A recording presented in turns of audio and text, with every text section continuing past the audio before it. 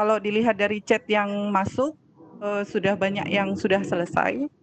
Dan kita memasuki sesi berikutnya, yaitu sesi inti materi. Bismillahirrahmanirrahim. Assalamualaikum warahmatullahi wabarakatuh. Assalamualaikum warahmatullahi wabarakatuh. Selamat pagi, salam sejahtera bagi kita semua. Perkenalkan, nama saya Novi Nur Laila. Pada sesi ini, saya akan bertugas memandu atau memoderatori materi inti pertama. Bapak Ibu yang saya hormati, masih tetap semangat ya? Semangat pagi semua. Saya ucapkan terima kasih dan mengapresiasi Bapak Ibu guru yang masih tetap bersemangat untuk mengikuti diklat daring. Bapak Ibu yang saya hormati semua, pada sesi kali ini merupakan sesi materi inti pertama yang mana nanti akan membahas konsep dan teknik penilaian. Materi ini menjadi penting karena konsep dan teknik penilaian merupakan tahapan awal bagaimana kita menganalisis untuk membuat sebuah soal ujian. Untuk materi inti pertama akan disampaikan oleh pemateri kita, Bapak Dr. Abdul Wakif, SPD MPD, dan Ibu Dr. Irlidia, MPD. Beliau adalah Widya Iswara, LP3TK, KPTK. Untuk sesi materi ini nanti akan dibagi menjadi 3 bagian. Bagian pertama yaitu penyampaian materi oleh Bapak Dr. Wakif MPD dengan durasi waktu 30 menit. Dilanjutkan bagian kedua, penyampaian materi oleh Ibu Dr. Irlidia MPD. Untuk sesi ketiga nanti akan merupakan sesi tanya jawab sebanyak 30 menit. Baiklah Bapak dan Ibu, untuk mempersingkat waktu, sesi pertama ini akan saya persilahkan kepada Bapak Dr. Wakif untuk menyampaikan materi. Kepada Bapak kami persilahkan. Terima kasih Ibu Novi atas kesempatan yang diberikan kepada kami. Assalamualaikum warahmatullahi wabarakatuh. Dan selamat pagi Bapak Ibu dimanapun Anda berada. Semoga semuanya berada dalam keadaan sehat walafiat, tetap ceria, jalankan ibadah puasa bagi umat Islam. Kemudian meskipun ini masih dalam masa-masa pandemi COVID-19, tentunya tidak mengurangi semangat kita untuk beraktivitas.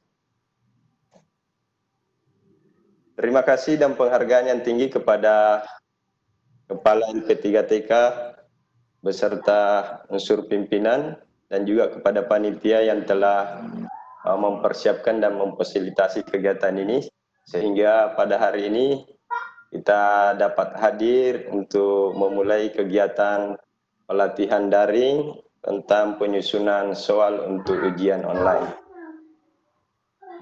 Bapak Ibu, sebelum saya bersama Ibu Irlidia menyampaikan materi,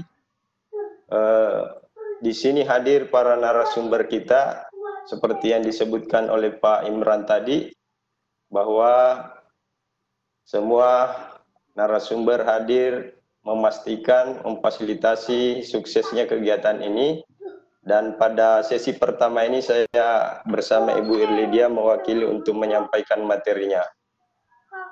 Perlu juga saya ingatkan Bapak Ibu bahwa kesuksesan Bapak Ibu mengikuti pelatihan ini itu sangat tergantung dari peran aktif Bapak Ibu semua.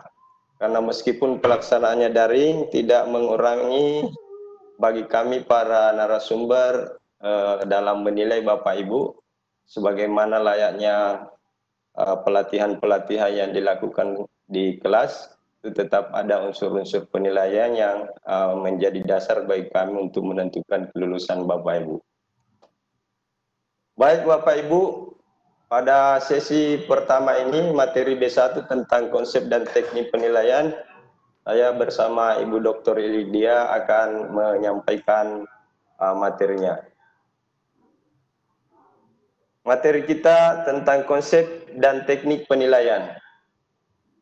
Bapak Ibu yang saya hormati, bahwa penilaian ini adalah merupakan salah satu dari tugas pokok kita selaku guru, selain dari tugas-tugas mempersiapkan dan melaksanakan proses pembelajaran. Dan ini semua tentunya kita sudah memahami bersama dan seringkali kita lakukan. Tentunya materi ini bukanlah hal yang baru Bapak Ibu, karena itu ajang pelatihan ini menjadi ajang diskusi bagi kita bersama untuk saling berbagi informasi. Dipahami bersama bahwa penilaian ini Bapak Ibu adalah merupakan proses pengumpulan dan pengolahan informasi terkait hasil belajar peserta didik kita. Di mana dalam proses pengumpulan informasi hasil belajar ini, Bapak Ibu guru menggunakan berbagai teknik dan juga berbagai instrumen, serta pengumpulan informasinya bisa dari berbagai sumber. Bapak Ibu, penilaian ini hendaknya dilakukan secara efektif. Oleh karena itu, meskipun sebetulnya informasinya dikumpulkan sebanyak mungkin dengan berbagai upaya, tetapi kumpulan informasi yang ada itu sesungguhnya tidak lengkap jika hanya memberikan gambaran peserta didik saja. Yang diharapkan penilaian itu, informasi itu akurat untuk menghasilkan keputusan terhadap peserta didik. Kemudian dalam mengumpulkan informasi ini Bapak Ibu, yang terpenting adalah hadirnya instrumen penilaian, kemudian metode serta prosedur analisis yang sesuai dengan karakteristiknya masing-masing.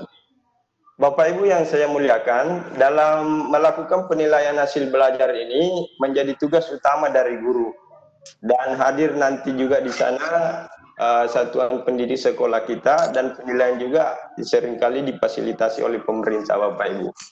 Biasanya ujian-ujian nasional itu kan hadir pemerintah, dan untuk tahun ini sepertinya saat ini ujian nasional ditiadakan.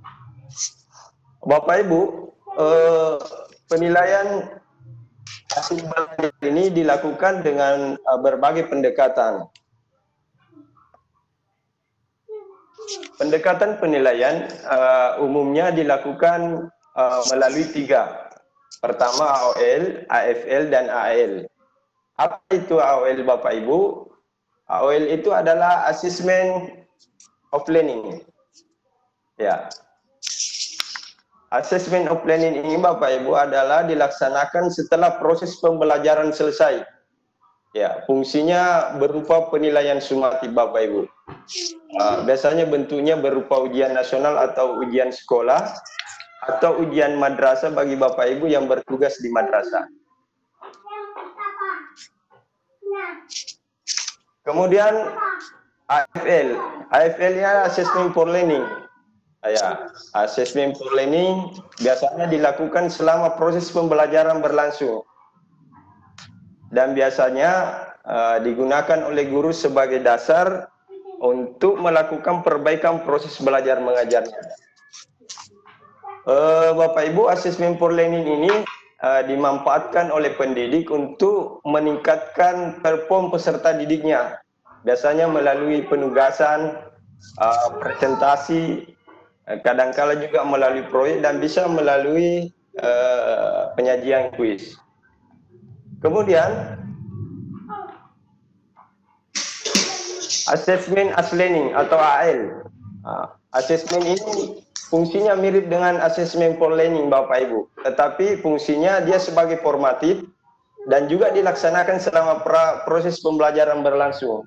Yang membedakan Bapak Ibu adalah Assessment as Learning ini melibatkan peserta didik kita secara aktif dalam melakukan kegiatan penilaian. Bagaimana bentuk pelibatannya? Antara lain diikutkan peserta didik kita untuk merumuskan prosedur penilaian, menentukan kriteria maupun rubrik penilaiannya. Dengan melibatkan peserta didik kita ini, maka mereka dapat mengetahui secara pasti apa yang dinilai, sehingga dia akan berupaya memperoleh capaian nilai yang maksimal Bapak Ibu. Dan tentunya dengan pelibatan peserta didik ini akan menjadi pengalaman tersendiri bagi peserta didik kita di dalam menilai dirinya dan teman-temannya. Jadi untuk asesmen as learning ini ada penilaian diri dan juga penilaian rekan sejawat atau antar teman. Bapak Ibu coba perhatikan di piramida ini Bapak Ibu. Kira-kira ada yang bisa memaknai pemaknanya ini? Ini Bapak Ibu. Kenapa asesmen as learning posisinya berada di bawah itu? Ya, betul Bapak Ibu, dari sini tergambar bahwa asesmen as learning itu porsinya lebih banyak dibandingkan pendekatan-pendekatan yang lain. Baik Bapak Ibu, di dalam melakukan penilaian, guru hendaknya memperhatikan prinsip-prinsip penilaian. Di antara prinsip penilaian yang ada prinsip valid. Ya, semuanya kita pahami bahwa valid ini adalah sahih, mengukur yang seharusnya diukur. Ya, dan tentunya untuk memperoleh data yang sahih pula harus menggunakan instrumen alat ukur yang tepat pula. Ya. Jadi lagi-lagi selalu harus berangkat dari instrumen. Kemudian guru harus memperhatikan prinsip objektivitas. Ya, artinya dalam melakukan penilaian, guru itu tidak boleh subjektif memberi nilai. Karena itu agar terhindar dari unsur-unsur subjektivitas ini, guru dapat merumuskan pedoman penilaian sebelum melakukan penilaian. Mengapa itu perlu? Ya, untuk menumbuhkan penyamaan persepsi di antara penilai dan tentunya untuk meminimalisir subjektivitas tadi. Prinsip yang ketiga Bapak Ibu adalah prinsip adil. Artinya di dalam melakukan penilaian, guru hendaknya tidak menguntungkan atau merugikan peserta didik secara sepihak. Ya, bisa saja disebabkan karena perbedaan latar agama, suku, atau status sosial anak itu. Ya, jangan dipengaruhi oleh unsur-unsur seperti itu. Guru di dalam melakukan penilaian hendaknya selalu adil, Bapak Ibu. Jadi nanti perbedaan hasil penilaiannya bukan karena adanya unsur subjektif, tetapi semata-mata perbedaan nilai yang diperoleh peserta didik itu disebabkan karena capaian belajarnya, ya, dari kompetensi yang dinilai. Kemudian berikutnya adalah prinsip terpadu. Bahwa dalam melakukan penilaian Bapak Ibu, guru itu melakukan penilaian sebagai satu komponen yang tidak terpisahkan dengan proses belajar. Kekeliruan Bapak Ibu jika guru menilai peserta didik kita itu terlepas dari proses belajarnya. Mengapa begitu Bapak Ibu? Karena sesungguhnya penilaian yang kita lakukan adalah untuk mengukur proses ketercapaian pembelajaran yang sudah kita lakukan. Kemudian Bapak Ibu, prinsip penilaian yang berikutnya adalah harus dilakukan secara terbuka. Artinya bahwa prosedur penilaian dan kriteria penilaian yang ditetapkan oleh guru itu harus jelas dan dapat diakses oleh siapapun. Ya, utamanya dalam era keterbukaan seperti ini kita tidak bisa sembunyi-sembunyi Bapak Ibu, karena orang bisa mengakses dari manapun. Oke Bapak Ibu, kemudian prinsip berikutnya adalah menyeluruh dan berkesinambungan. Apa maksudnya Bapak Ibu? Bahwa pendidik di dalam melakukan penilaian itu hendaknya mencakup semua aspek-aspek kompetensi. Ya, dengan menggunakan berbagai teknik penilaian yang sesuai dengan apa yang ingin diukur. Kemudian berkesinambungan artinya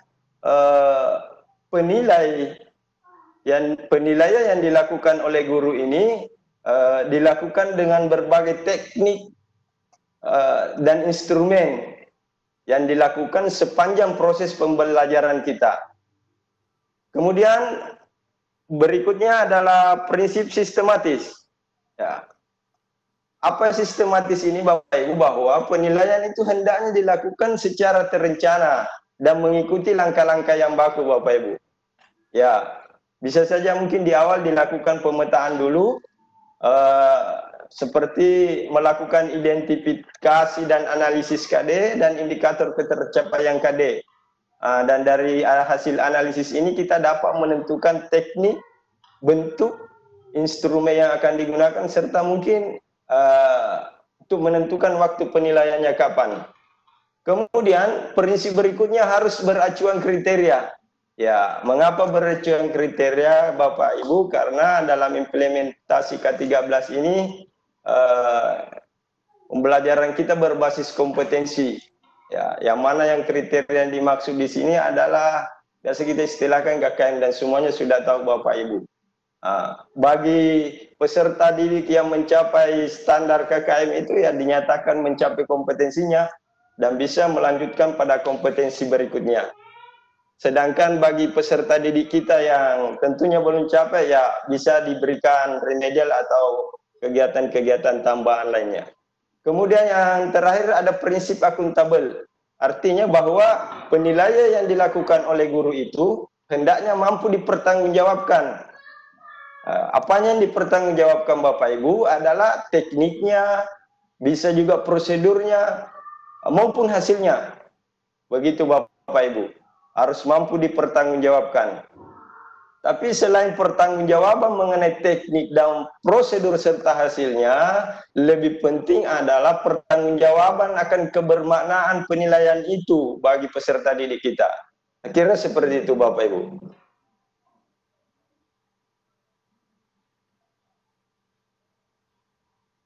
Selanjutnya, maaf Bapak Ibu, sedikit ada.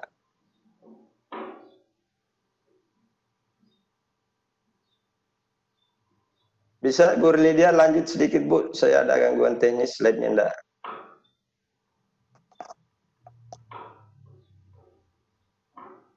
Oke, Bapak Wakif.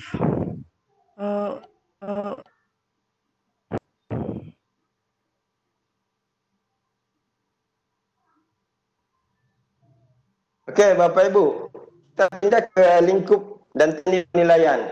Seperti yang dipahami bersama Bapak Ibu bahwa lingkup penilaian itu ada 3 Bapak Ibu. Ya, ada penilaian aspek sikap dan dalam implementasi K13 itu dikenal KI1, KI2. Kemudian ada penilaian pengetahuan, ya biasa diistilahkan KI3 Bapak Ibu. Kemudian ada penilaian keterampilan atau K4. Untuk penilaian KI1 sikap spiritual dan KI2 sikap sosial Bapak Ibu tentunya bisa dilakukan melalui observasi. Observasi dan tentunya harus didukung dengan instrumen berupa lembar observasi atau pedoman observasi. Kemudian didukung dengan penilaian dan penilaian antar teman. Kemudian untuk penilaian pengetahuan, aspek pengetahuan Bapak Ibu, itu merupakan penilaian dari kombinasi dimensi pengetahuan dan dimensi proses kognitif Bapak Ibu. Sehingga bentuk penilaiannya itu bisa dilakukan melalui tes tertulis. Bisa juga melalui lisan dan penugasan. Dan dalam konteks pelatihan kita kali ini, kita akan lebih banyak membahas tentang tes tertulis ini. Kemudian untuk penilaian keterampilan Bapak Ibu itu dapat dilakukan melalui penilaian kinerja, proyek ataupun portofolio.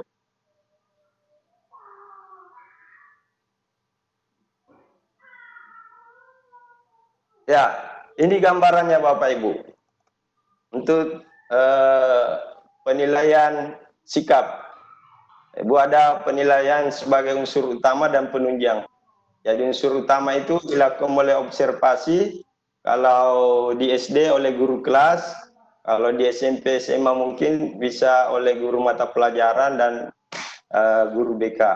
Kemudian penunjang lainnya adalah penilaian diri, penilaian antar teman. Begitu alurnya Bapak Ibu.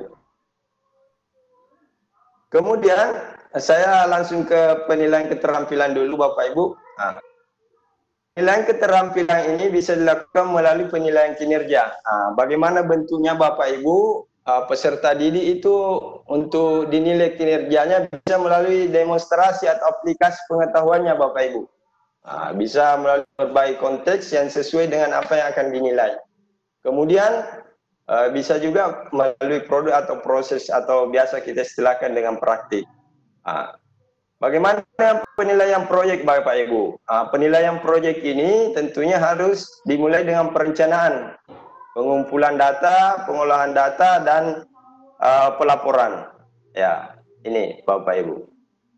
Kemudian di dalam melakukan penilaian proyek ini ada 4 hal yang perlu diperhatikan oleh guru, yaitu bagaimana siswa mengelola proyeknya itu.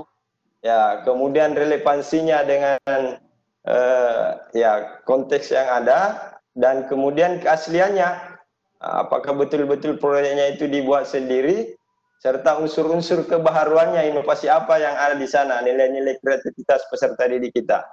Kemudian untuk penilaian portofolio Bapak Ibu itu berupa dokumen hasil penilaian, bisa juga kumpulan dari penghargaan dan karya-karya peserta didik. Kemudian penilaian portofolio ini dilakukan secara bersama-sama dengan peserta didik.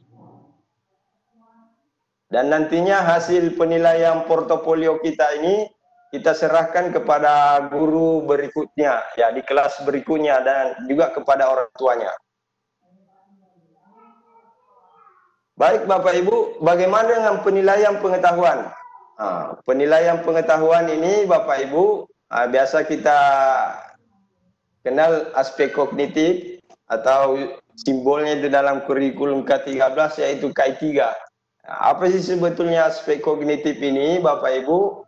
Aspek kognitif ini adalah kombinasi dari dimensi pengetahuan, Pak Ibu, ini dimensi pengetahuan dan dimensi proses kognitif. Yang mana itu dimensi pengetahuan Bapak Ibu? Tentunya sudah membaca berbagai referensi Bapak Ibu, antara lain faktual, ya, ada konseptual, kemudian ada prosedural, dan ada metakognitif. Kemudian dimensi proses kognitif, ya biasa kita kenal istilah C1, C2 sampai C6. Ini jadi penilaian untuk aspek kognitif ini adalah kombinasi dari kedua ini Bapak. Ya. Selanjutnya bagaimana prosedur penilaian? Prosedur penilaian Bapak Ibu selalu diawali dengan perencanaan penilaian. Harus direncanakan, dan disinilah fokusnya kita ini di sini yang akan kita bahas bersama, menyiapkan soal-soal untuk tes ujian online. Kemudian tahap berikutnya adalah pelaksanaan penilaian, dan berikutnya setelah dilakukan penilaian maka tentunya nilai itu harus kita olah dan dilaporkan, ya. Dan yang terakhir tentu menjadi dasar bagi guru untuk memanfaatkan dan menindaklanjuti hasil penilaiannya.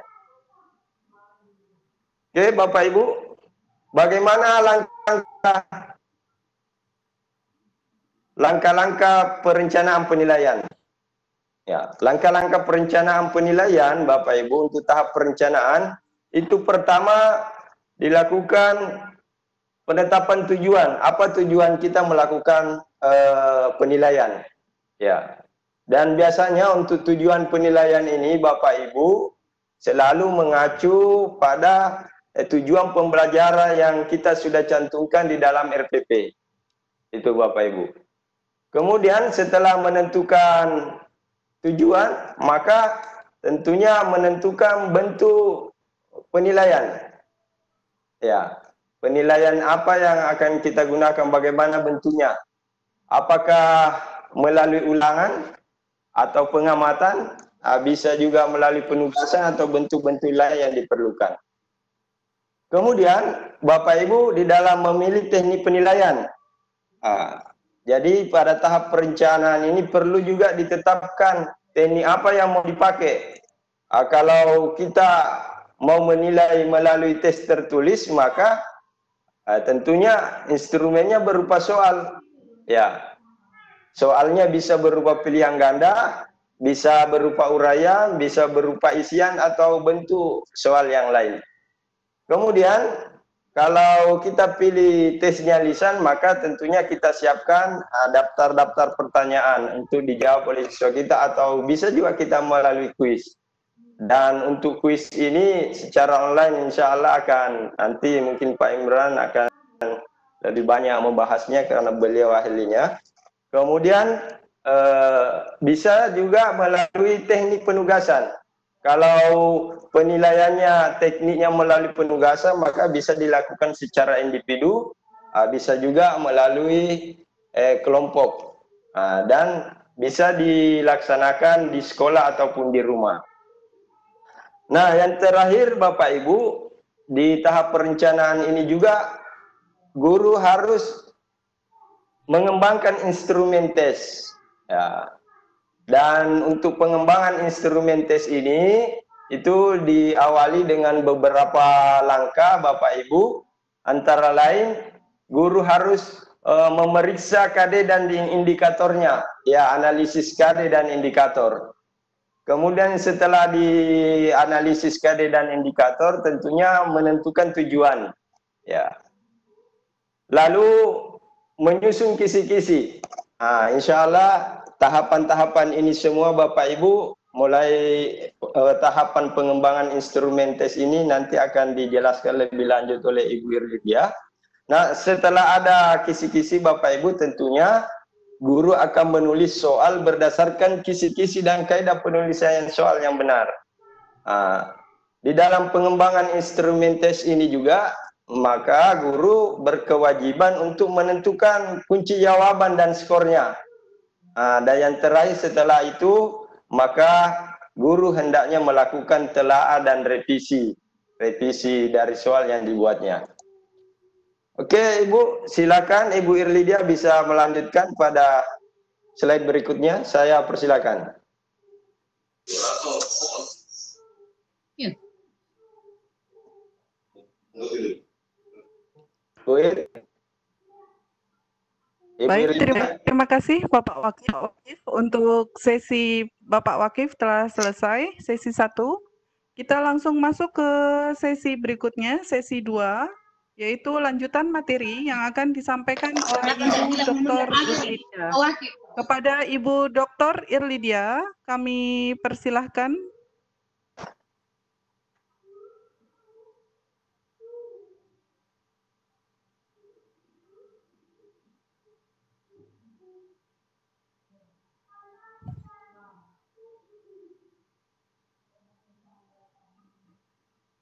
Ibu Dr. Irlidia, kami persilahkan.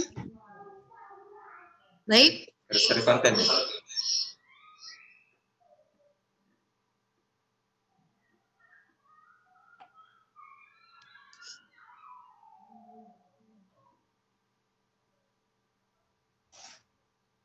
Ya. Terima kasih Mbak Novi. Assalamualaikum warahmatullahi wabarakatuh. Selamat pagi menjelang siang kepada seluruh Bapak Ibu peserta diklat dari Sabang sampai Merauke. Senang bisa bertemu dengan Bapak Ibu semua. Alhamdulillah sekarang kita berada di hari ke-5 Ramadan. Saya ingin mengucapkan selamat menjalankan ibadah puasa pada Bapak Ibu yang menjalankannya. Sebelum kita lanjut, saya ingin menyampaikan ucapan terima kasih kepada tim yang mensupport kegiatan kita ini, yaitu tim desain grafis kita, Saudari Muhammad Rizal, dan tim broadcast IFB, Pak Haidir.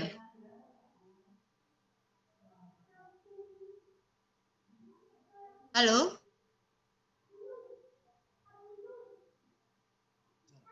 Ya. Halo? Ya, Ibu Ir, terdengar jelas. Dilanjut saja, Ibu.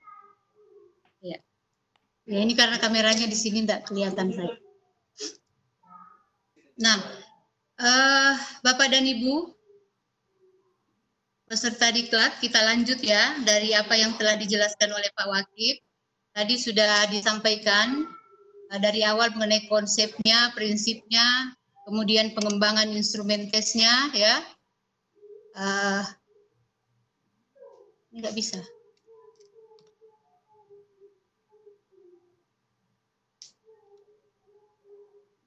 Halo? Kedengaran? Ya. Lanjut, kedengaran. Ya Ibu, lanjut. Ya, ini terdengar jelas di Ibu. laptop saya yang bermasalah. Jadi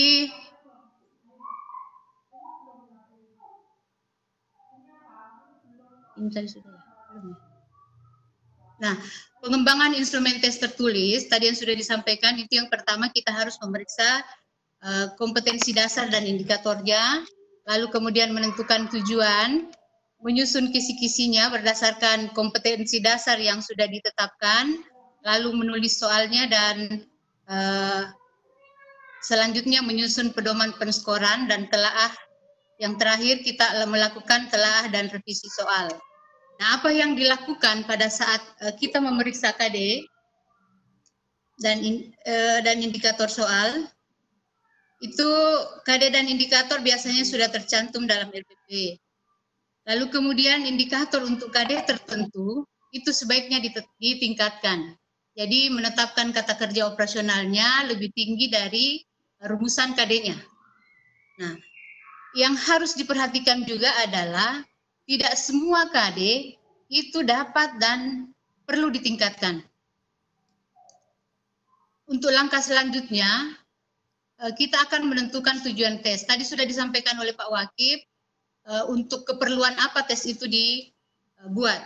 Nah, kalau di awal untuk keperluan mengetahui capaian pembelajaran, itu yang dilakukan adalah penilaian harian. Lalu kemudian untuk memperbaiki proses, untuk mengetahui capaian proses pembelajaran itu dilakukan dengan PTS, tapi untuk kedua-duanya kita lakukan penilaian akhir semester. Nah, Bapak Ibu sekalian, menyusun kisi-kisi sesuai dengan kompetensi dasar, ini dibuat dalam bentuk format, ya. Tentunya kisi-kisi itu memuat spesifikasi yang di dalamnya ada kriteria soal. Nah, kisi-kisi juga memastikan butir-butir soal mewakili apa yang seharusnya diukur secara proporsional. Dan tentunya pada kisi-kisi soal itu harus ada kombinasi dimensi pengetahuan dan proses kognitif yang akan terwakili secara memadai. Di dalam format kisi-kisi itu tercantum identitas. Identitas di dalamnya ada jenjang pendidikan, program atau jurusan, mata pelajaran, kurikulum, dan jumlah soal. Ya, dalam matrik ada kolom untuk KD, ada materi, ada indikator soal, ada nomor soal. Dan yang harus diperhatikan Bapak Ibu semua pada saat kita menulis kisi-kisi, itu syarat-syarat kisi-kisi harus diperhatikan. Yang pertama, kisi-kisi yang dibuat itu mewakili isi kurikulum atau kompetensi yang dipersyaratkan. Kemudian yang kedua, komponen-komponennya rinci, jelas dan mudah dipahami. Lalu syarat yang ketiga itu dibuat soalnya sesuai dengan indikator dan bentuk soal yang ditetapkan. Nah, Bapak Ibu, langkah-langkah dalam penyusunan kisi-kisi ujian sekolah, sebelum menghasilkan sebuah kisi-kisi soal, yang pertama yang harus diperhatikan adalah menentukan kompetensi dasar. Kemudian memilih materi pokok. Nah, selanjutnya merumuskan indikator soal, dan yang terakhir menentukan level kognitifnya. Nah, bagaimana menentukan kompetensi itu? Memilih materi pokok, merumuskan indikator soal, dan menentukan level kognitifnya. Kita akan lihat satu-satu. Nah, Bapak Ibu sekalian, untuk menentukan kompetensi dasar, yang harus kita pahami terlebih dahulu ya. Dan tentunya kita sudah paham semua bahwa KD sebenarnya adalah kemampuan minimal yang harus dikuasai oleh peserta didik setelah mempelajari materi pelajaran tertentu. Lalu untuk selanjutnya KD diidentifikasi ya materi-materi yang mana yang akan diujikan, lalu dirumuskan indikator soalnya. Tentunya rumusan KD kita yang akan kita buat, soal yang kita buat itu merujuk pada Permendikbud nomor 37 tahun 2018. Nah, bagaimana kemudian menentukan materi pokok ya dari soal yang akan kita buat? Itu harus memerhatikan UKRK-nya ya. Jadi U-nya itu adalah urgensi, kemudian K-nya itu kontinuitasnya, kemudian R-nya itu adalah relevansinya, dan yang K adalah keterpakaiannya. Nah, secara teoretis ya, urgensi soal itu mutlak dikuasai oleh siswa untuk mencapai KD. Kontinuitas terkait dengan bagaimana kesinambungan ya, kemudian pendalaman dari materi sebelumnya. Lalu relevansi itu diperlukan untuk bagaimana memahami materi pelajaran yang lain. Dan yang terakhir tentunya soal yang dibuat itu harus memiliki nilai terapan yang tinggi dalam kehidupan keseharian peserta didik kita. Nah, Bapak Ibu sekalian, setelah menentukan KD, setelah tadi kita memilih materi pokok, materi yang selanjutnya adalah merumuskan indikator. Indikator soal ini merupakan penanda atau indikasi pencapaian dari kompetensi dasar yang sudah kita tetapkan. Yang tentunya KD ini dikembangkan sesuai dengan karakteristik peserta didik, kompetensi, mata pelajaran, dan satuan pendidikannya. Nah, yang harus diperhatikan pula di dalam merumuskan indikator adalah ada persyaratan indikator yang baik yang bisa dijadikan sebagai indikator soal yang baik, yaitu memuat ciri-ciri kompetensi dasar yang dapat diukur. Nah, bagaimana untuk mengukurnya? Tentunya dalam soal tersebut memuat kata-kata kerja operasional yang dapat diukur, berkaitan juga dengan materi bahan ajar yang akan dipilih, dan yang terakhir dapat dibuatkan soalnya. Nah, Bapak Ibu sekalian, cara merumuskan indikator soal itu ada dua. Yang pertama boleh dengan melalui stimulus ya. Jadi stimulus di sini boleh disajikan menggunakan wacana, ilustrasi, gambar, tabel, grafik, diagram, kasus, dan saya sudah sebut tadi gambar. Boleh juga tanpa stimulus. Nah, di dalam satu stimulus ini bisa untuk beberapa soal, butir soal.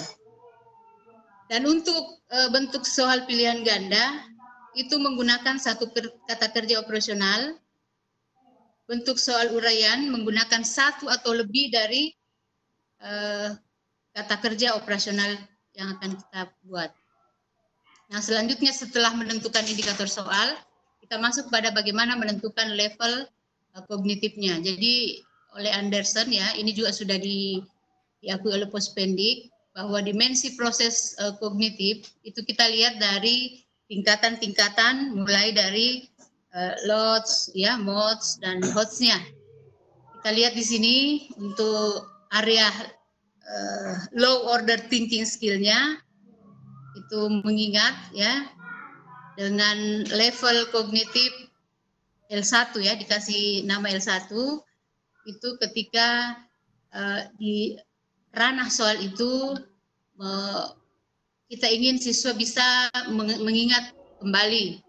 Nah, kata kerja yang bisa digunakan itu mengingat, mendaftar, mengulang, menirukan, dan menentukan. Ya, bisa lagi ada hal-hal yang terkait dengan bagaimana soal yang masuk dalam kategori mengingat itu.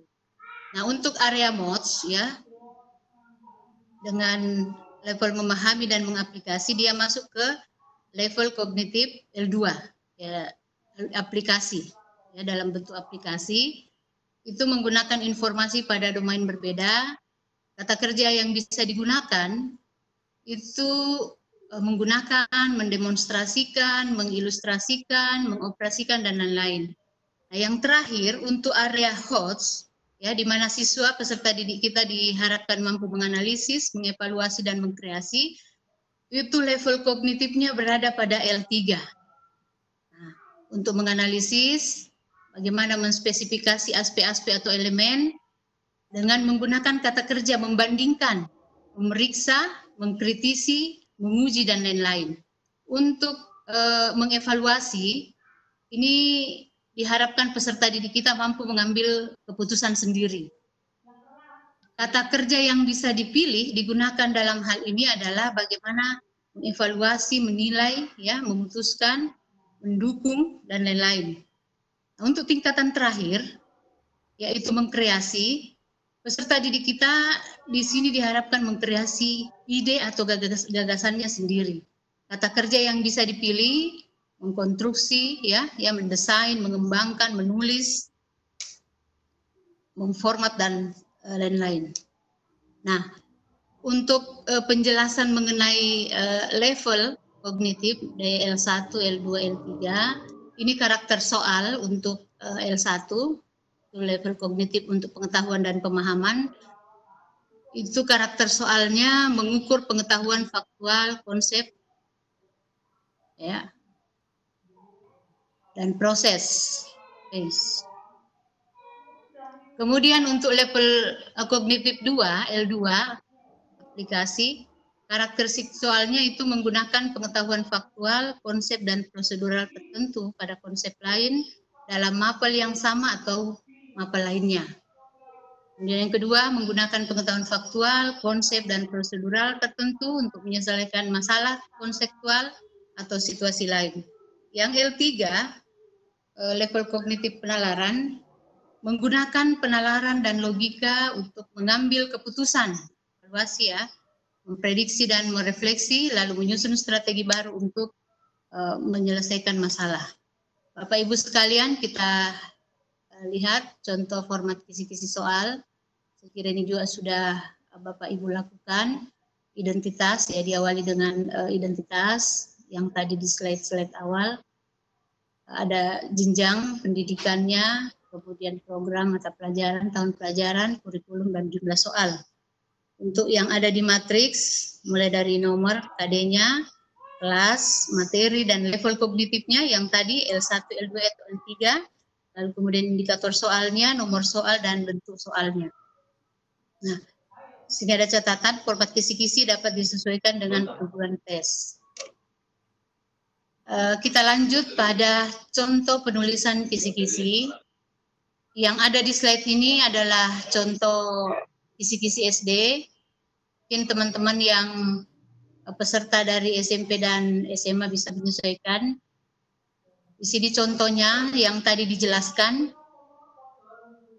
Pada matriks ini disajikan kompetensi dasar dari KI 3 membandingkan perkembangbiakan tumbuhan dan hewan untuk kelas 6. Materinya perkembangbiakan tumbuhan. Untuk level kognitifnya, ya, dia di level 2, L2. Indikatornya disajikan 4 gambar tumbuh-tumbuhan. Peserta didik dapat menentukan 2 tumbuhan yang berkembang biak dengan cara yang sama. Nah, nomor soalnya 1 dan bentuk soalnya pilihan ganda. Nomor 2 dari KI 33, KD 33, menganalisis cara makhluk hidup menyesuaikan diri dengan lingkungan, masih di kelas 6, ya. Materinya penyesuaian diri makhluk hidup, level kognitifnya L1. Jadi apa yang L1 indikator soal? Tadi sudah disampaikan di awal, di slide awal, bahwa pada saat membuat soal itu boleh menggunakan stimulus ya melalui gambar. Jadi disajikan gambar hewan, peserta didik dapat menjelaskan cara adaptasi hewan tersebut. Nah, jadi menjelaskan itu dia berada di level 1, L1 ya, pengetahuan dan pemahaman di level kognitifnya. Nah, nomor soalnya nomor 2, bentuk soalnya pilihan ganda. Ada contoh ketiga, ini juga masih menggunakan L2 ya, juga menggunakan stimulus gambar alat elektronik. Nomor soalnya 3 dan bentuk soalnya pilihan ganda. Kita lihat untuk soal nomor 4, di KD 3.5 menganalisis hubungan antar komponen ekosistem dan jaring-jaring makanan di lingkungan sekitar. Ini di kelas 5 materi ekosistem. Kita lihat dia berada pada level kognitif L3, menalar.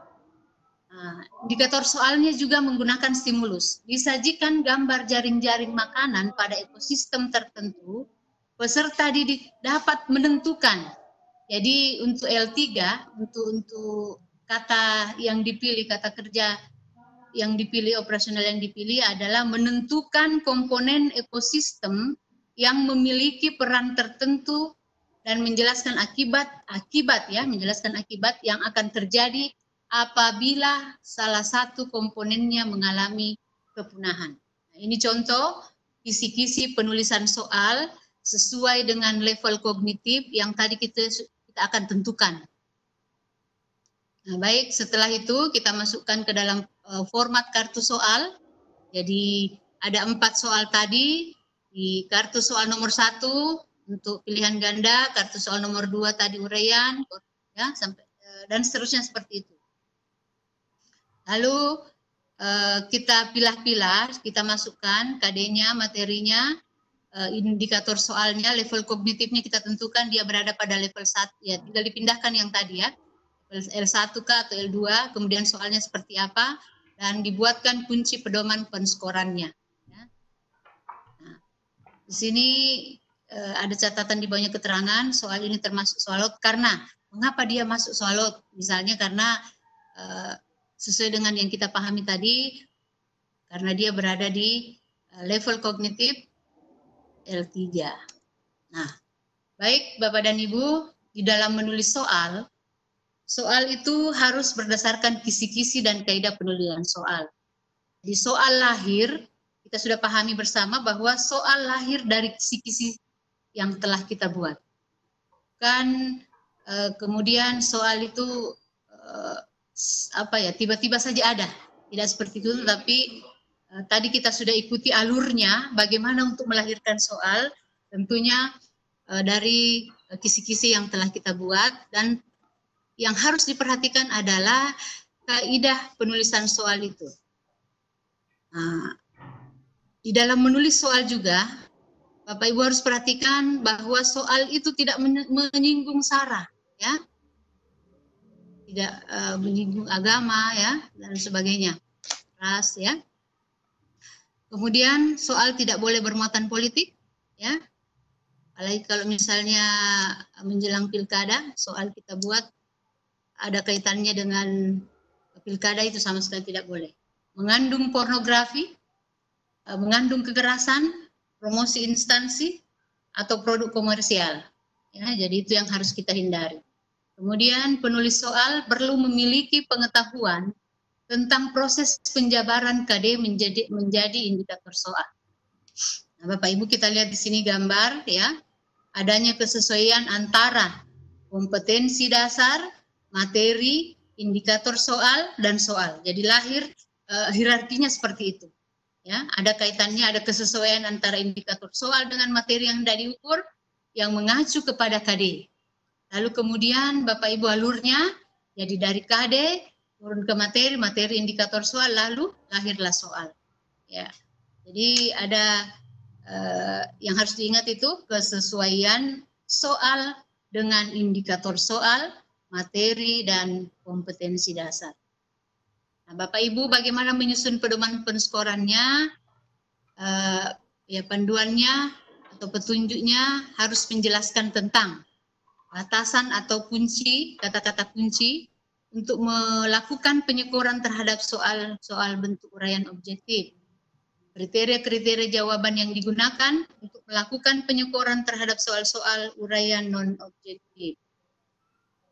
Bagaimana kalau soal uraian objektif, pedoman perskorannya, tuliskan semua jawaban benar atau kata kunci jawaban dengan jelas untuk setiap nomor soal. Lalu setiap kata kunci diberi skor 1. Apabila pertanyaan mempunyai beberapa sub-pertanyaan, rincilah kata kunci dari jawaban soal tersebut menjadi beberapa kata kunci sub-jawaban.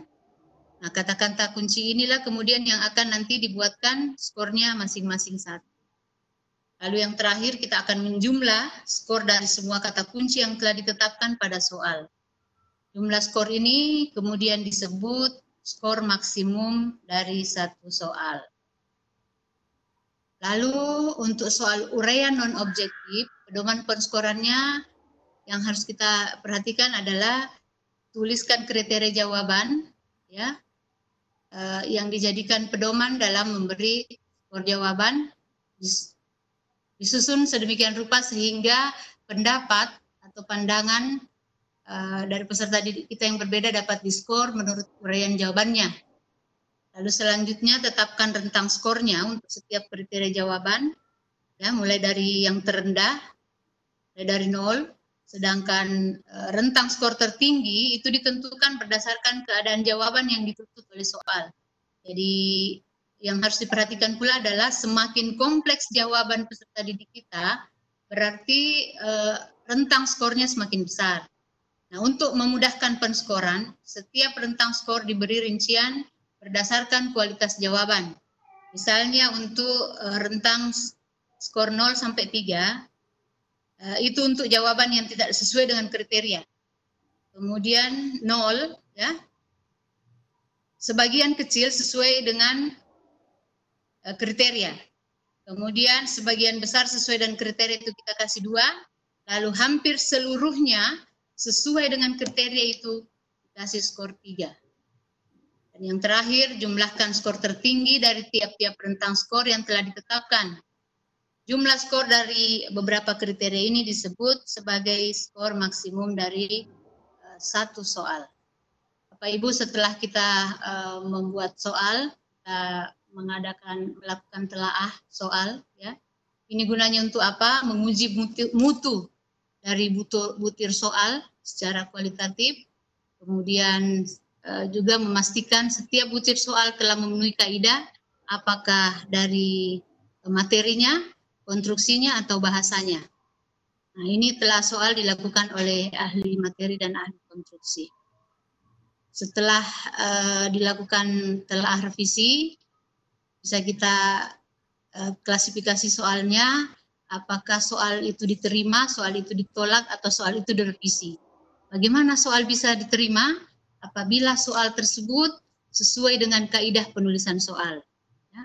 Kemudian soal itu ditolak jika soal itu tidak sesuai dengan indikator, dan soal direvisi jika jika soal itu, ya, jika sebagian kaidah penulisan soal sudah memenuhi. Nah, tinggal direvisi saja.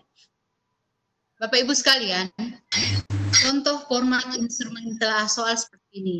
Jadi yang pertama ada identitasnya, nama pengembang soal siapa, dia mata pelajarannya atau paket keahliannya atau kelas berapa, ya, lalu kelas dan program peminatan apa, aspek-aspek yang ditelaah itu dalam hal materinya, dalam hal konstruksinya, dalam hal bahasanya, ya, seperti itu kolomnya.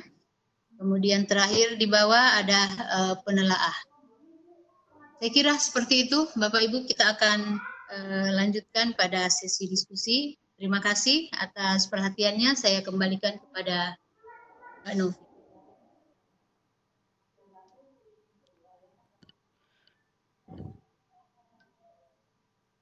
Baik, terima kasih Ibu Dr. Irlidia.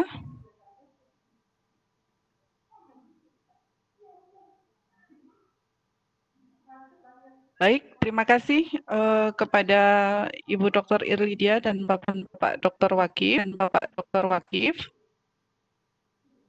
Untuk materi dari dua pemateri tadi, kurang lebih ada 18 poin, mulai dari penilaian hasil belajar, pendekatan penilaian, prinsip penilaian, hingga yang terakhir yaitu materi tentang menentukan level kognitif dan bagaimana menulis soal, kemudian menyusun pedoman penskoran, serta telaah dan revisi. Kurang lebih ada 18 poin, saya hanya membacakan poin-poin di awal dan di akhir saja. Baik, Bapak dan Ibu, untuk sesi berikutnya, yaitu sesi tanya-jawab. Di sini nanti akan saya buka dua penanya terlebih dahulu yang sudah memberikan simbol raise hand yang ada di sebelah kanan Bapak dan Ibu. Ada gambar tangan di sebelah kanan Bapak dan Ibu. Saya tunggu bagi Bapak dan Ibu yang hendak bertanya, saya tunggu waktunya 1 menit. Silakan untuk raise hand. Bapak dan Ibu yang nanti saya pilih, mohon maaf karena ini penanyanya ternyata jumlahnya lumayan banyak, ratusan mungkin. Jadi di sini nanti untuk peserta yang akan bertanya, akan saya aktifkan audio dan videonya.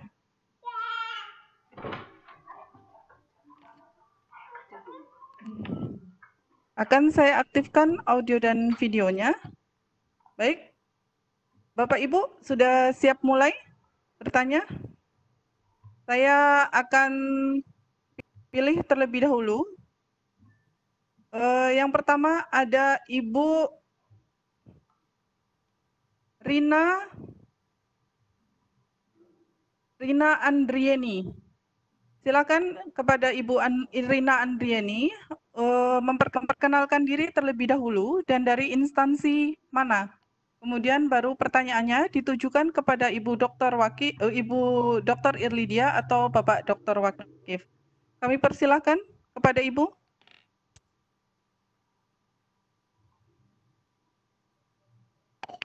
Cek.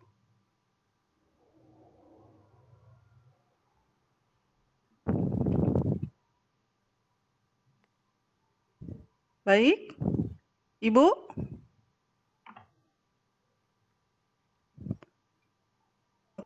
Oke.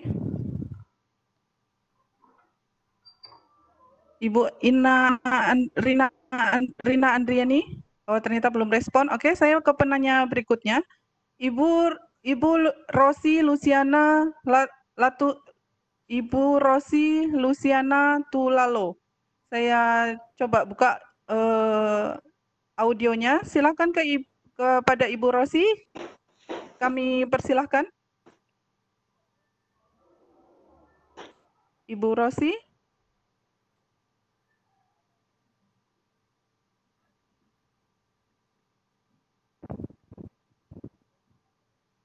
Kepada Ibu Rosi kami persilahkan.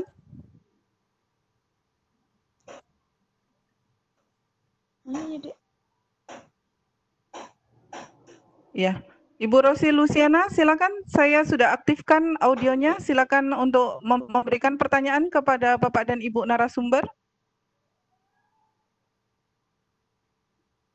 Oke, Assalamualaikum warahmatullahi wabarakatuh.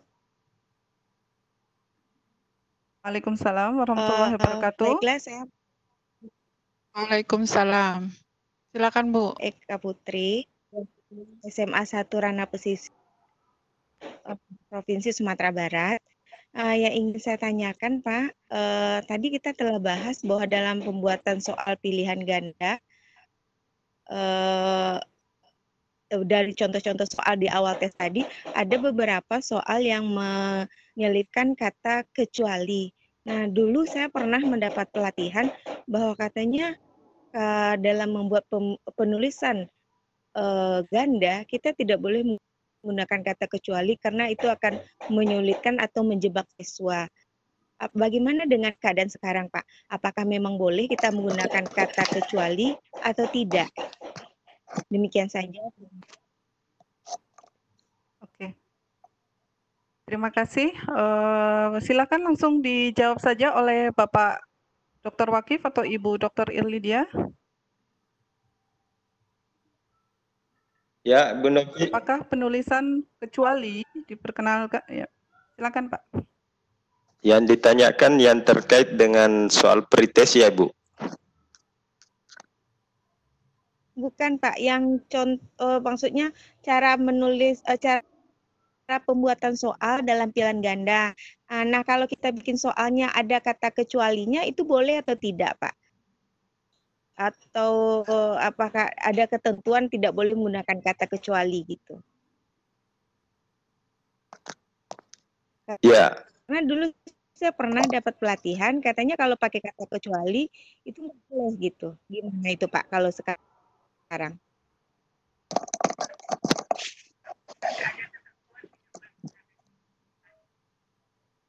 Oke. Halo. Ya. Ya. Tentang kata kecuali ya, Bu. Halo. Iya Pak. Iya Ya, Pak. ya Bapak. Boleh nggak kita gunakan Ibu Pak? bertanya tentang Saya jawab Bu Novi boleh? oh ya, silakan Bapak Pak Wakif. Tentang kata kecuali dalam soal pilihan ganda memang ada beberapa informasi ya, Bapak Ibu Rosi yang dari Sumatera ya. Ya, ada yang tidak membenarkan untuk menggunakan kata kecuali, tapi ada juga pembuat soal yang membenarkan melakukan itu.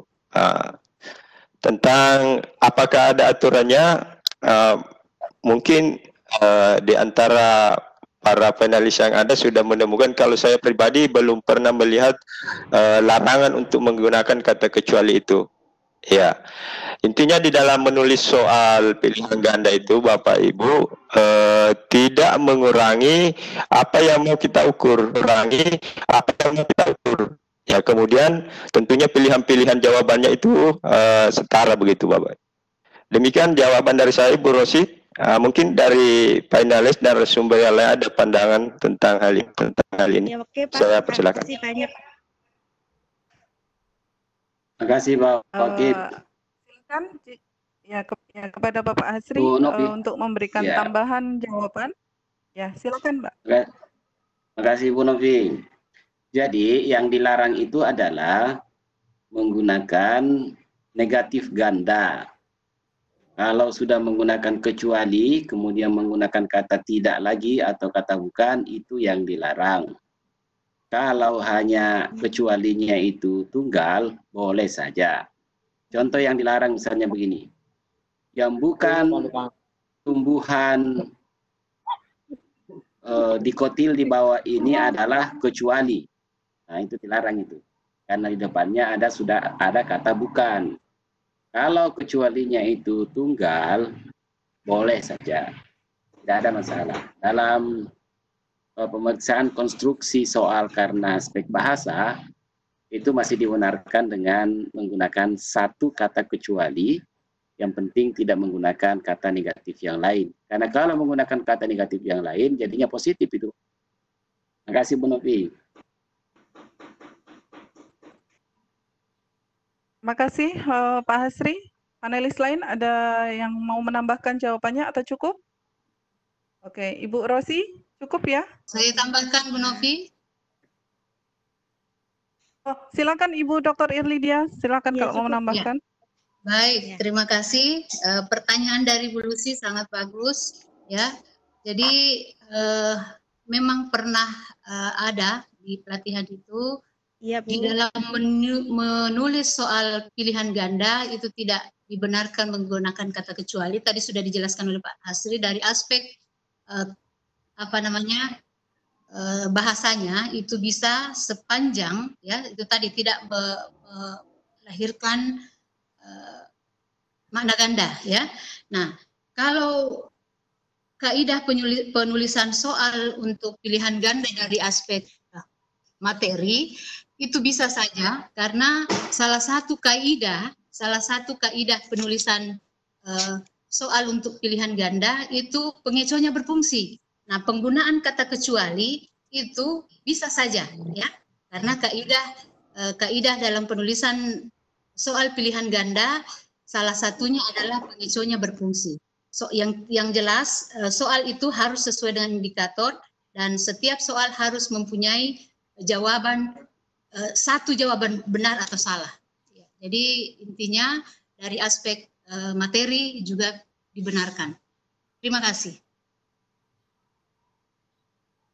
Baik, terima kasih Ibu Dr. Irlidia. Saya rasa melengkapi sedikit lagi. ya, Ibu Rosi, terima kasih. Saya lanjut. Oh, silakan Pak Imran. Ya, memang untuk mengukur kedalaman pemahaman penggunaan kata kecuali dibutuhkan karena untuk opsi yang empat opsi misalnya testi atau peserta itu bisa menjawab ketika dia memahami 3 komponen yang bukan kecuali. Jadi justru menarik untuk diterapkan karena peserta dalam konteks dia memilih itu pasti harus tahu 3 aspek yang bukan masuk kecuali itu atau yang bukan. Terima kasih. Baik, terima kasih Pak Imran atas tambahan jawabannya. Kita masuk ke penanya kedua. Mohon maaf, saya random lagi. Di sini sudah ada Bapak Bakti Pandi. Ya, saya coba aktifkan audionya. Bapak Bakti Pandi dengan user Bapak Bakti Pandi, silakan untuk ya memperkenalkan diri terlebih dahulu, baru pertanyaannya. Silakan Bapak. Ya, baik. Assalamualaikum warahmatullahi wabarakatuh. Selamat. Ya, sebelumnya saya perkenalkan diri. Wabarakatuh. Ya, saya Bakti Pandi dari Makassar. Dan sebelumnya saya menyapa Kanda Wakif. Mudah-mudahan dalam keadaan sehat selalu, Kanda. Ini senior saya di PGSD. Baik, ada beberapa pertanyaan terkait masalah pembuatan kisi-kisi soal. Baru-baru ini saya mewakili sekolah untuk mengikuti penyusunan soal kisi-kisi ujian sekolah. Namun ada beberapa pertanyaan terkait dari penyusunan butir soal. Yang pertama, apakah setiap indikator hanya boleh diwakili oleh satu soal saja atau boleh lebih? Kemudian yang kedua, ini terkait masalah bagaimana pemetaan di dalam anak-anak didik itu sekiranya mampu untuk melihat tingkat kesulitan soal. Jadi seperti yang saya jelaskan tadi di pertanyaan nomor 2 tadi, bagaimana sekiranya kita sebagai pembuat soal melihat kondisi secara umum siswa, kita mampu memetakan tingkat kesulitan soal. Ya, jadi itu mungkin pertanyaannya. Sekian. Assalamualaikum warahmatullahi wabarakatuh. Baik, terima kasih pertanyaannya Bapak Pandi mengenai tentang melihat tingkat kesulitan itu. Silakan kepada Bapak Dr. Wakif, kami persilakan. Ya, terima kasih Bu Nopi. Pak Bakti, salam dari saya Dinda. Lama tidak ketemu ini. Ya, siap. Ya. Tentang indikator soal Dinda itu bisa, kalau saya bisa melahirkan beberapa butir soal. Hanya saja mungkin nanti stimulus atau apanya atau bentuk soalnya itu bisa dibedakan. Ya, secara sederhananya seperti itu. Ya. Jadi boleh-boleh saja dibuat beberapa butir pertanyaan atau butir soal dari satu indikator soal. Ya. Kemudian pertanyaan berikutnya tadi tentang apa yang kedua itu? Untuk tingkat kesulitan soal, karena ini kadang yang secara umum kita lihat mungkin masih ada yang teman-teman yang kurang paham bagaimana sih memetakan itu tingkat kesulitan soal. Apakah dengan melihat tingkat kemampuan yang C1 sampai C6 itu terus teknis memetakannya secara umum. Karena kan ini soal dipakai skala kota. Ya, terima kasih.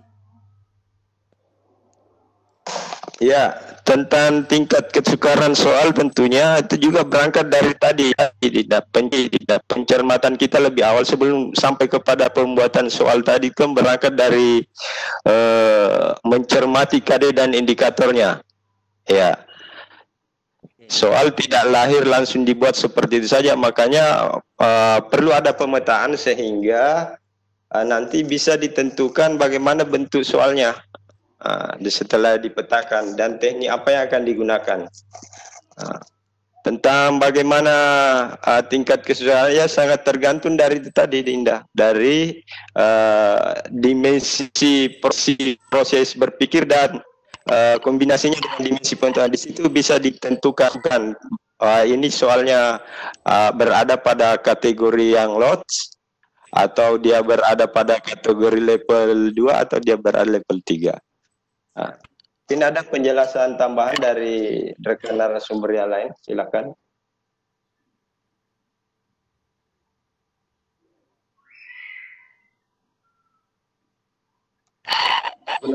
Saya kembalikan.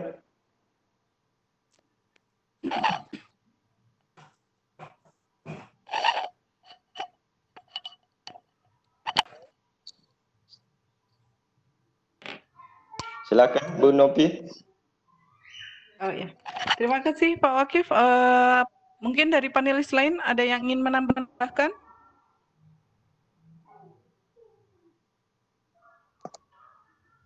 Pak Hasri, Pak Imran, Bu Dr. Irlidia.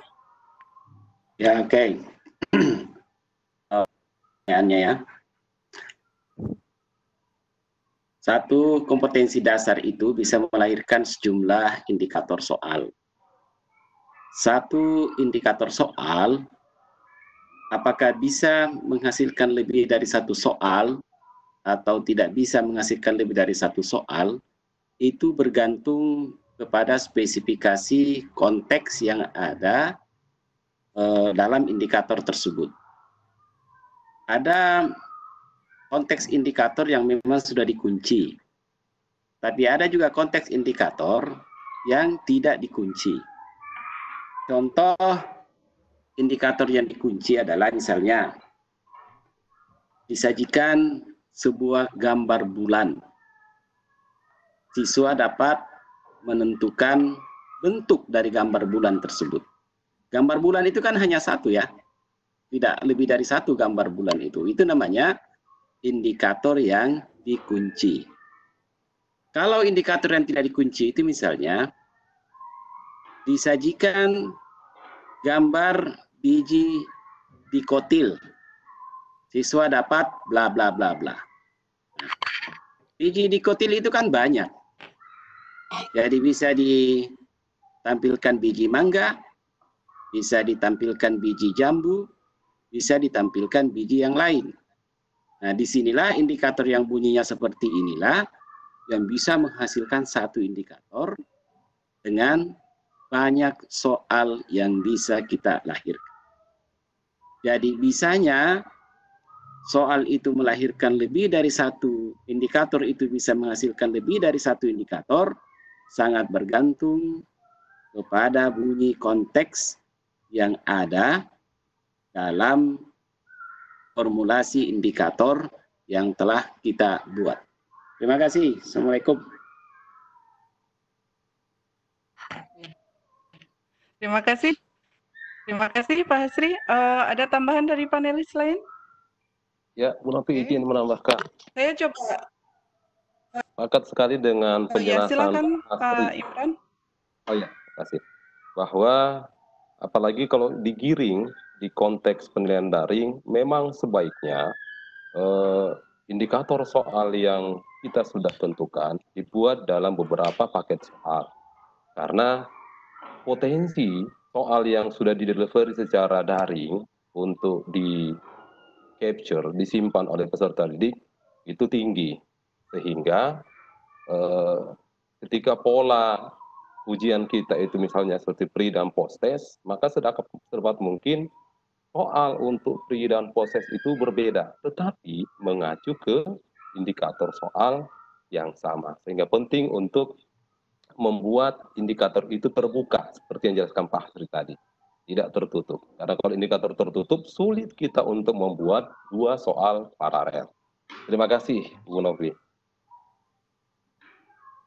Terima kasih Pak Imran. Baik, saya rasa cukup. Sekarang masih ada bisa satu tambahan lagi untuk audiens sebelum saya masuk ke pertanyaan yang di Q&A. Silakan kepada Ibu Elia Wicaksanawati. Kepada Ibu Elia Wicaksanawati, silakan yang hendak bertanya. Ya, terima kasih. Assalamualaikum warahmatullahi wabarakatuh. Salam. Ya, selamat pagi. Perkenalkan, saya dari Kota Malang, Jawa Timur. Tepatnya dari Sekolah SMK Negeri 8, Malang. Pertanyaan kami mungkin... Masya Allah, ini rekan saya ini dulu. Gimana kabarnya Ibu Elia? Silakan pertanyaannya. Bisa kopi silakan dalam. Pertanyaannya Ibu. Iya. Begini. Ya lanjut, silakan Ibu. Sedikit mengulas bahwa ada sedikit ya hal-hal yang lupa karena mungkin selalu perlu refreshment gitu ya. Tentang yang jenis-jenis soal level yang hot, mohon sedikit diulas kembali karena memang sekarang soal yang membuat soal hot ini agak sedikit lebih hot juga bagi pembuat soalnya. Demikian mungkin bisa dibantu oleh para panelis. Terima kasih. Ya, Waalaikumsalam. Bapak Dr. Wakif, bagaimana terkait tentang soal hot, level soal hot? Silakan Bapak. Ya. Kasih Bu Novi, bisa di-share, saya share konten untuk ini. Oh iya, baik Bapak.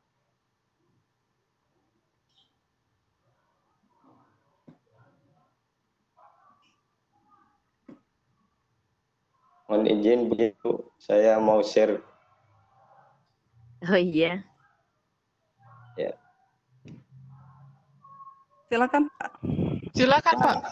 Makasih Bu Novi, saya ingin tunjukkan yang ini Bapak Ibu. Nah. Ya.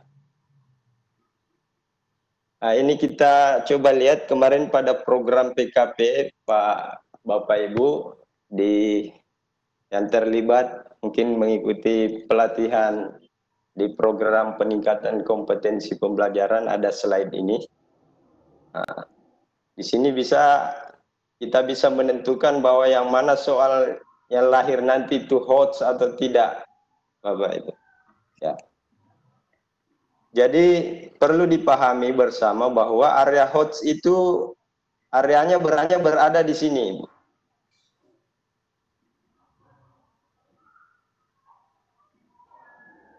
Areanya berada di sini. Ya. Area C4 konseptual ini bisa dilihat. Kemudian C4 prosedural, C4 metakognitif, kemudian C5 konseptual, C5 prosedural, C5 metakognitif, kemudian C6 konseptual, C6 prosedural, C6 metakognitif. Jadi ini area-area hot Bapak Ibu. Ya. Jadi ketika indikator yang ingin indikator pencapaian kompetensi atau IPK yang ingin kita ukur Bapak Ibu berada pada level C4 konseptual, maka jelas nanti itu akan mengukur soalnya soal hot yang lain. Tuh. Ya. Demikian juga kalau C5, C6 berada pada area ini. Ya, jadi sangat bergantung tadi dari pemetaan kita dari awal sebelum sampai ke penulisan soal itu. Makanya makanya langkah pertama untuk menyusun instrumen penilaian itu, langkah pertamanya ada analisis KD dan indikator. Nah, disinilah masuknya ini Bapak Ibu. Indikatornya itu berada pada area mana? Ketika indikatornya berada di bawah C4 sini, C1, C2, C3, maka otomatis soal-soal itu berada pada kategori ya level 1 atau level 2. Itu pendapat saya, Ibu. Silakan mungkin dari panelis yang lain bisa melengkapi. Ya. Silakan kepada panelis lain, Ibu Dr. Irlidia maupun panelis Widya Iswara yang lain. Baik. Adakah tambahan? Terima kasih Bu Nopi. Ya. Saya boleh tambahkan? Ya, silakan Ibu. Ya, silakan. Ya, silakan. Boleh saya share konten tadi terkait dengan pertanyaan dari Ibu ya, yang dari Malang. Baik, saya coba setting presenter dulu ya, Bu. Oke. Saya yang protes ya. Silakan, Ibu. Ya, saya share konten dulu. Oke, terkait Silakan, dengan pertanyaan Ibu. Nah ini ya, jadi terima kasih kepada Ibu yang sudah menanyakan bagaimana menentukan level-level kognitif ya dari pembuatan soal itu. Nah, Bapak Ibu sekalian peserta diklat, yang harus kita pahami bahwa ketika kita membuat soal, yang harus diperhatikan juga itu kita melihat dimensi pengetahuannya dan dimensi proses kognitifnya. Ketika misalnya kita membuat soal dengan memperhatikan level kognitifnya, mungkin Ibu tadi pengen contoh soal yang realnya, untuk saya bisa berikan gambaran seperti ini. Untuk materi, satu contoh ya, materi negara-negara anggota ASEAN, kalau kita mau buatkan soal dia dalam bentuk mengingat, ya, itu dimensi proses kognitif mengingat. Mungkin contoh soalnya bisa sebutkan 4 negara anggota ASEAN. Kemudian kita ingin menaikkan levelnya menjadi level memahami,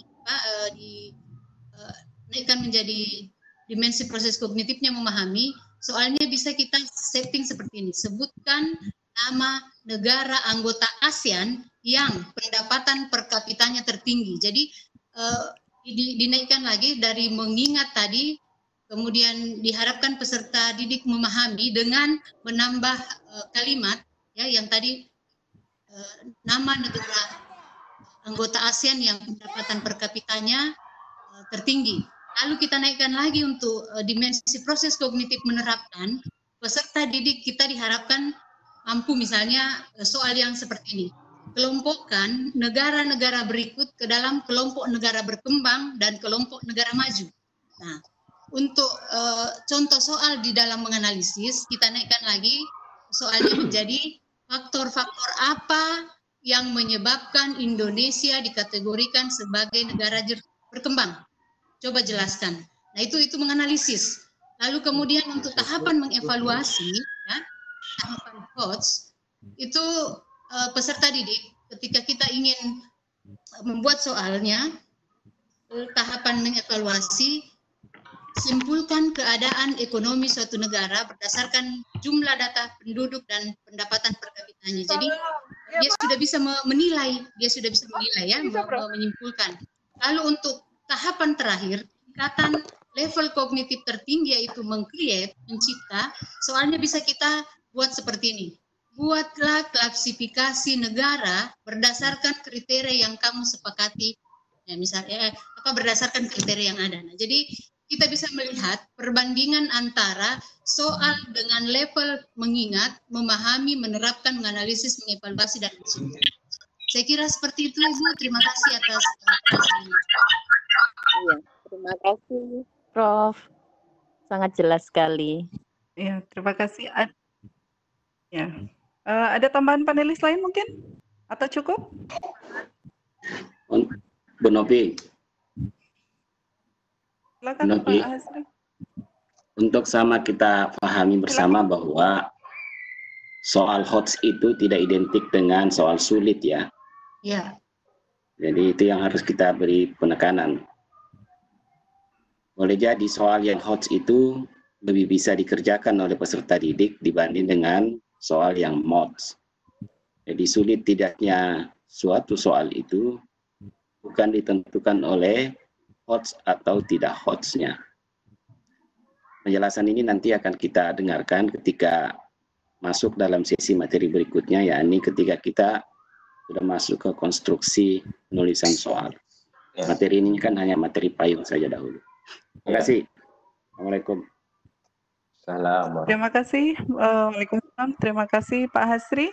Mungkin cukup jelas ya Ibu Elia? Iya, sangat jelas. Terima kasih atas refreshing-nya. Ya, terima kasih. Terima kasih. Ya, terima kasih Bu Elia. Saya masuk ke sesi berikutnya, yaitu sesi untuk tanya jawab yang sudah masuk di Q&A. Di sini saya juga ambil secara random, karena keterbatasan waktu. Di sini saya akan bacakan 2 pertanyaan yang nanti akan dijawab oleh narasumber dan para panelis. Oke. Yang pertama yaitu dari Bapak Imam Purnomo. Bagaimana asesmen e-learning diaplikasikan di sekolah dasar? Kemudian pertanyaan kedua dari Bapak Faharudin, siapakah yang berkompeten melakukan penelaahan tentang soal yang telah dibuat? Kepada narasumber saya persilakan. Ya. Terima kasih Bu Novi untuk pertanyaan pertama terkait asesmen e-learning tadi. Dipahami bersama bahwa itu adalah penilaian yang dilakukan selama proses pembelajaran berlangsung. Oh, pasti pinjaman ya? Ya. Bisa didengar Bu? Ya, bisa. Bisa Bapak, silakan. Tentang asesmen e-learning tadi, ya, itu kan penilaian yang dilakukan oleh guru selama proses berlangsung, pembelajaran berlangsung, dengan melibatkan peserta didik untuk melakukan penilaian. Bisa sekali Bapak untuk di SD. Ya, bahwa semua jenjang tentang pendekatan-pendekatan penilaian tadi itu bisa diterapkan. Asesmen e-learning itu dilakukan selama proses pembelajaran. Jadi perlu dipahami bahwa penilaian itu tidak terpisah dengan proses pembelajaran kita. Ada prinsip kesinambungan, ya. Seperti itu, Pak. Kemudian bagaimana bentuk penerapannya? Ya, tentu penilaian dilakukan, bisa penilaian sikap pada saat mungkin dilihat bagaimana sikapnya peserta didik kita, atau dibuatkan soal-soal untuk mengukur pengetahuan, itu semua. Kemudian tentang bagaimana sikap antar teman, itu dilakukan penilaian antar teman, Bapak. Kemudian seperti apa tingkat pemahaman pribadi, kita buatkan rubrik penilaian untuk menilai diri sendiri. Bisa Pak, bisa. Ya. Demikian juga untuk tingkatan sekolah lain. Ya. Silakan kan, mungkin ada tambahan dari rekan penalis yang lain. Silakan Bu Novi. Ya, silakan. Silakan ada tambahan panelis lain tentang bagaimana asesmen e-learning diaplikasikan di sekolah dasar. Baik Bu Novi. Assalamualaikum. Salam. Jadi penilaian sebagai pembelajaran itu ujungnya bukan untuk melihat apakah materi itu dikuasai atau tidak dikuasai oleh siswa. Tapi tekanannya adalah bagaimana pembelajaran yang dilakukan tersebut prosesnya bisa berlangsung sehingga dapat berterima seluruh mekanisme belajar yang ada pada siswa. Sehingga kualitas pembelajaran itu menjadi sangat baik dan menyenangkan bagi siswa. Tekanan penilaiannya adalah pada memperbaiki kualitas pembelajaran dan proses pembelajaran. Bukan tekanannya kepada siapa anak yang pintar dan siapa anak yang bodoh. Nah, itu bedanya dengan penilaian off learning yang tadi. Kalau off learning itu seperti yang dahulu-dahulu kita lakukan. Kita langsung memisahkan anak itu, wah ini anak yang pintar dan ini anak yang tidak pintar. Tapi penilaian sebagai pembelajaran sebagai as learning itu adalah dari hasil penilaian yang kita lakukan, kita bisa mengetahui sisi lemah apa yang belum dikuasai oleh anak, dan untuk menjadi kewajiban kita memperbaikinya melalui proses pembelajaran.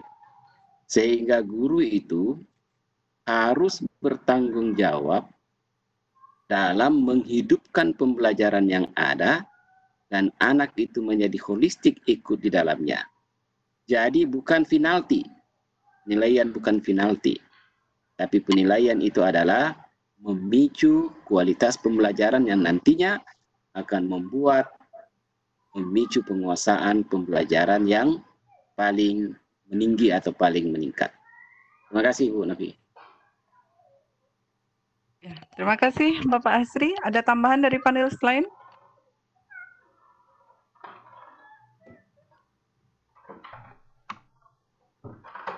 Baik, Bapak Ibu, sepertinya untuk sesi tanya jawab ini saya rasa saya cukupkan. Di sini masih banyak yang raise hand dan juga bertanya di Q&A. Nanti teman-teman panelis mungkin akan mencoba menjawab di Q&A dengan mengetikkan pertanyaan, dengan menjawab pertanyaan Bapak Ibu yang telah dituliskan. Atau nanti Bapak dan Ibu bisa melakukan pertanyaan kembali, atau jika ada yang ingin ditanyakan, bisa bertanya di kelompok kelas masing-masing di menu stream. Situ nanti ada narasumber yang akan mencoba menjawab di Google Classroom-nya. Jadi mohon maaf sekali apabila ada banyak pertanyaan yang sepertinya masih belum bisa saya akomodir di Webex ini. Mungkin itu ya Pak, atau bisa menambah pertanyaan. Kalau lihat durasi waktu sekarang sudah menunjukkan pukul 11.45. Bagaimana Bapak narasumber? Ya. Cukup atau tambah pertanyaan lagi? Ibu Nopi, saya sudah membuka Q&A. Ini lebih banyak ke teknis penyusunan soal yang nanti akan dibahas pada 2 hari mendatang, Bapak Ibu. Ini menjadi catatan kita bersama bahwa betul tadi disampaikan oleh Bapak Hasri bahwa hari ini kita ini sebagai pengantar umum, dan tentang teknis-teknis penyusunan soal yang lots mode dan seterusnya, bagaimana pembobotan soal, bagaimana review soal dan sebagainya, itu nanti akan dibahas pada materi yang akan datang. Sekira seperti itu, Ibu Nopi. Oke, izin satu Bu Nopi. Baik, silakan Bapak. Oke. Siapa? Akhiri sesi dengan mengingatkan mereka untuk mencoba-coba merakit soal. Siapa? Penugasannya. Ya. Terima kasih. Ibu Nopi bisa saya share. Boleh, Pak. Sebelum saya akhiri sesi, silakan apabila ada tambahan dari Bapak Wakif atau Ibu Dr. Irlidia selaku narasumber. Ya. Ya, Bu Nopi mau. Ya, silakan Bapak Wakif dulu atau Ibu Dr. Irlidia dulu, silakan. Silakan ya. Ya. Silakan Pak Wakif. Ibu Nopi, mohon izin saya mau share untuk mengingatkan teman-teman peserta apa yang akan dilakukan di akhir sesi ini untuk mengantarnya nanti masuk pada materi berikutnya. Ya. Silakan Pak Wakif, sudah saya set.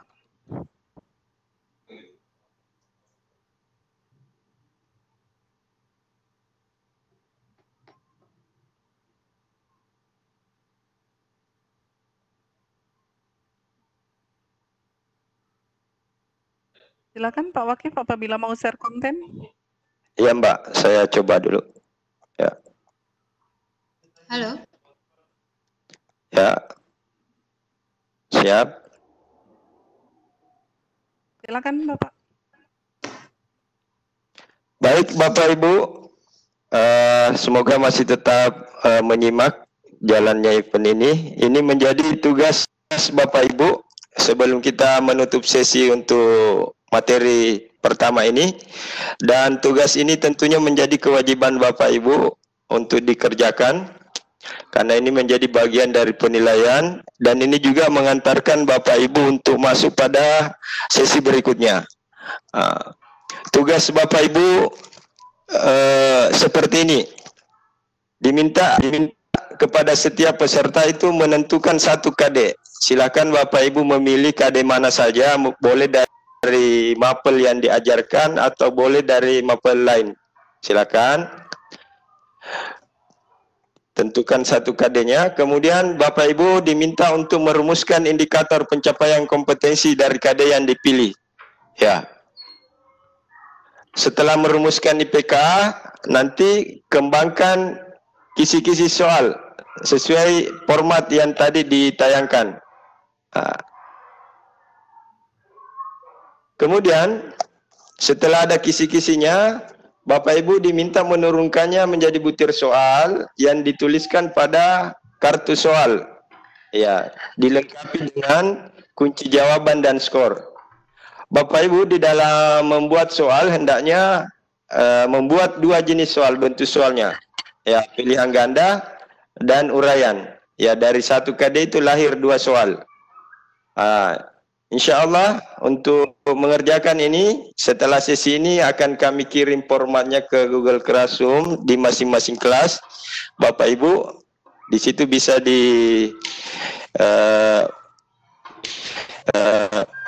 diunduh atau di download formatnya, kemudian di situ nanti Bapak Ibu mengerjakannya. Silakan berlatih, karena ini akan mengantarkan Bapak Ibu pada sesi berikutnya. Untuk pengerjaan soalnya Bapak Ibu kami batasi besok sampai pukul 22 waktu Indonesia Tengah. Ya, jadi di Sulawesi Selatan pukul 10, yang di Indonesia Barat sana ya masih bisa mengerjakan pada pukul 23 ya. Segitu Pak Asri. Ibu Novi, mungkin ada tambahan dari Ibu Irlidia? Silakan apabila ada tambahan dari Ibu Dr. Irlidia. Saya boleh menambahkan. Sudah cukup jelas tugas yang akan diberikan, nanti kita lanjutkan pada kegiatan yang sudah disetting di Google Classroom. Terima kasih. Boleh satu. Baik. Ya, silakan kalau ada tambahan Bapak Hasri, silakan. Terima kasih Bu Nov. Diingatkan untuk seluruh peserta bahwa pilihan KD yang dipilih itu adalah